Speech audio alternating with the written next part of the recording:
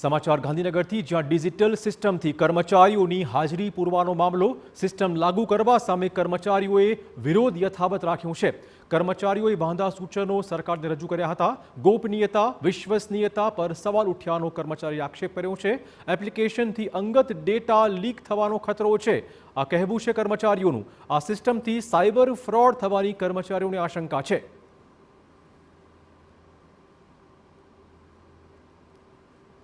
एक तो continuous surveillance છે, એટલે તમારે લોકેશનનો એક્સેસ આપવાનું રહેશે. હવે લોકેશન એક્સેસ આપ્યા પછી કન્ટિન્યુઅસ સર્વેલન્સ કર્મચારી ઉપર શક્ય છે.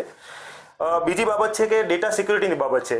હવે ડેટા સિક્યુરિટીની બાબતમાં હું વાત કરું તો આ જે એપ્લિકેશન છે, જ્યાં સુધી હું ટેકનિકલી એને સમજું છું, બરાબર, એમાં કોઈ સ્પષ્ટતા નથી, પણ ટેકનિકલી જે સમજ લીધી છે એના બાદ એવું જણાવે છે કે થર્ડ પાર્ટી એપ્લિકેશન થ્રુ તમારો ડેટા એક્સેસ થવાનો છે. એટલે થર્ડ પાર્ટી થ્રુ તમારી અટેન્ડન્સ નોંધાવવાની છે. તો કર્મચારીઓનો આક્ષેપ છે કે સરકારે અસમંજસભર્યો પરિપત્ર રજૂ કર્યો છે. ઉલ્લેખનીય છે કે હાલ પાયલટ પ્રોજેક્ટના ભાગ સ્વરૂપે જ આ સિસ્ટમ સચિવાલય, કર્મયોગી ભવન અને ઉદ્યોગ ભવનમાં લાગુ કરાઈ છે. પરંતુ આ સિસ્ટમને કર્મચારીઓ રાઇટ ટુ પ્રાઇવસીનો ભંગ ગણાવી રહ્યા છે. તેમનું કહેવું છે કે સરકાર નવી સિસ્ટમ લાગુ કરશે તો તેમનો વિરોધ યથાવત જ રહેવાનો છે.